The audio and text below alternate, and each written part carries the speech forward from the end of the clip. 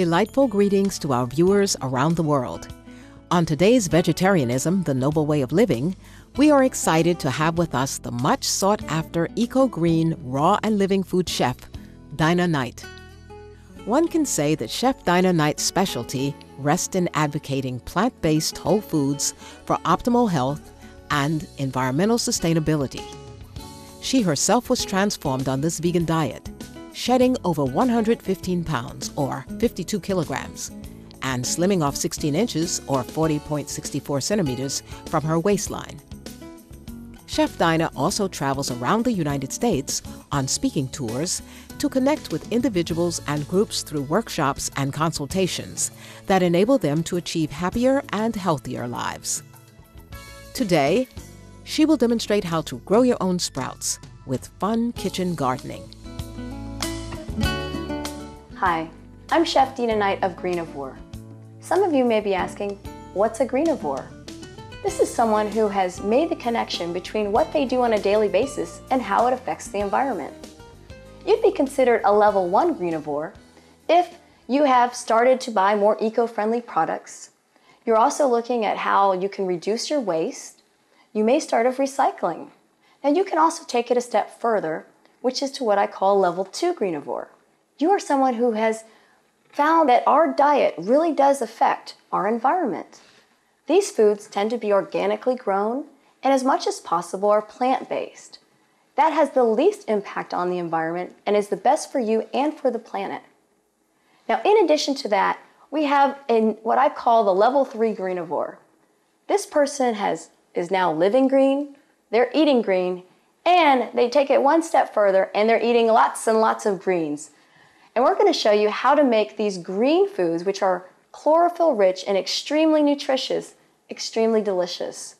Living foods such as sprouts. And we're going to show you how to actually grow your own. So for today, I want to focus on growing your own food right in your kitchen, also known as kitchen gardening. And the first thing you need are some seeds. One of my favorite sprouts are the alfalfa sprouts. They grow 8 to 15 times their weight in volume, so that you're getting a tremendous yield whenever you actually sprout. So for every pound that you buy of seeds, you're going to get up to 15 pounds of sprouts. Another variety that I have here are Fenugreek. Fenugreek has a really nice flavor. They almost give you this maple-like scent to them. Very nice and easy to sprout, similar to how we do alfalfa seeds.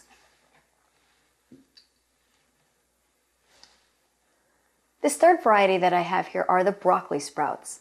I consider these the power sprout. Did you know that broccoli, in and of itself, contains extremely potent anti-cancer fighting agents? One of them is called sulforaphane. The broccoli sprouts, however, contain 30 to 50 times the amount of sulforaphane that regular broccoli heads do. So you're getting a tremendous boost in nutrition when you eat it in the sprouted form. Sprouted legumes or pulses are another great addition to any diet, and they're easy to sprout and grow. In fact, you can do it practically in 1 to 2 days. One of my favorite things to sprout are the mung beans, and they're very, very nutritious. In fact, they contain 20% of their calories from protein. Another sprout that I have here are the garbanzo beans or the chickpeas. You want to make sure that you get a nice little tail on them. You can create sprouted hummus. You could also use them in all different kinds of variety of salads. They're very delicious. Another sprout that I have are the Adzuki beans.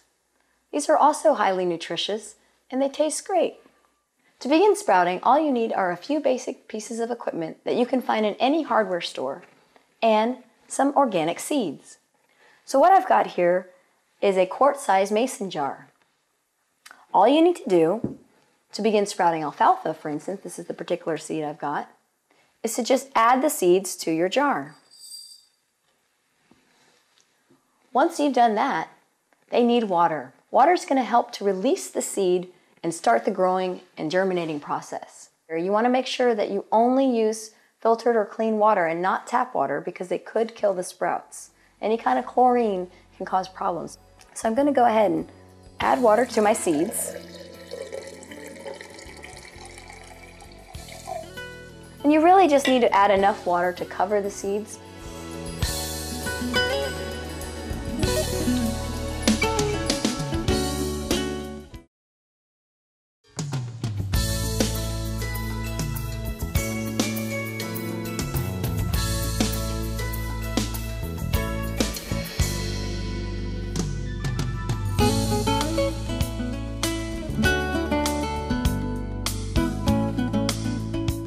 Now that you have your seeds and the water inside your mason jar, all that you need to do is to cover it with some type of screen. One of the inexpensive ways to do that is to just go to your local hardware store and buy some common window screen. So here's some window screen.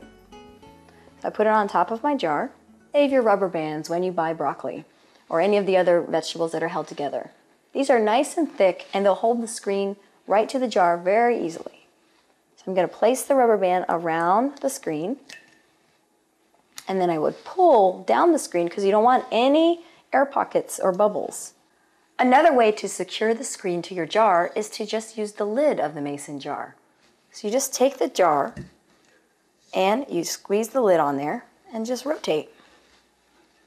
And then you want to make sure you pull the screen nice and tight just like we did with the rubber band so that you don't have any gussets or any air pockets. Another way to sprout is to use sprouting lids. Now you can use the same mason jar, but these particular screens actually change size depending on at what stage you are in the sprouting process.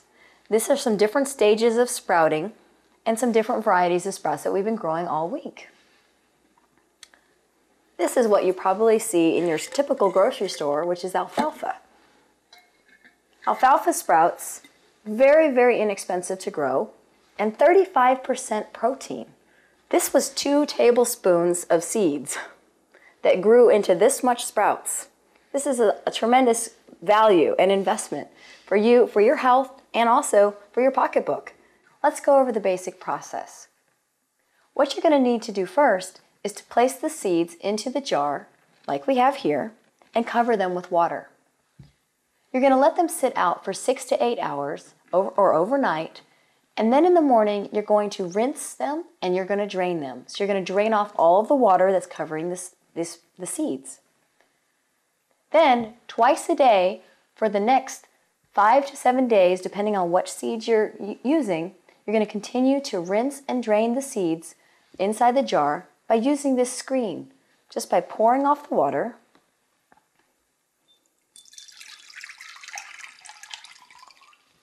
Giving them a good shake.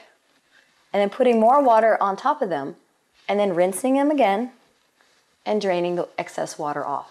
So these are some broccoli sprouts that have started to grow. They've been about 3 days, and you can start to see that there's little tails on these sprouts. You want them to grow at least the length of the seed, and at that point, they're ready to start using in your recipes. In this jar, I have some of the alfalfa seeds that I've sprouted. It only takes about 2 tablespoons of seeds per quart jar in order to start the sprouting process. And as they grow, you may want to move them up into a larger jar or divide them into 2 different size quart jars. It's really important to actually remove the holes around the sprout in order to help with the sprouting process. You can take the sprouts and you can remove them from the jar and add them into the water. And as I start to agitate the sprouts and move them about, you can see that the hull starts to release itself from the sprout. You can scoop these brown hulls right off, and that will help to the sprouting process to continue. Now, a lot of the commercial sprouts that are grown, they don't do this process of hulling. So it can lead to bacteria growing underneath that hull. So it's a really great way to extend the life of your sprouts and to make them fresher. So I definitely recommend after about 2 days before you're going to harvest your sprouts to go ahead and do this hulling process. So make sure that you continue to give them fresh water every day and drain it off. Now, one of the easiest ways to drain off your sprouts is to get something like this, which is an inverted rack. There's slats here, and you can put like a plastic bin or something that's right near your sink and allows the water to come right out of it. It's always better to keep them at an angle so airflow can get into the sprouts and allow them to be fresher, and to get the oxygen that they need. After 5 to 7 days of sprouting, you can see that you grow a lot of sprouts in your jar. Place these near a window in indirect sunlight so that you can allow them to green. By greening them, you're increasing the nutritional value because they're going to absorb more chlorophyll into the sprout, which makes them better for you.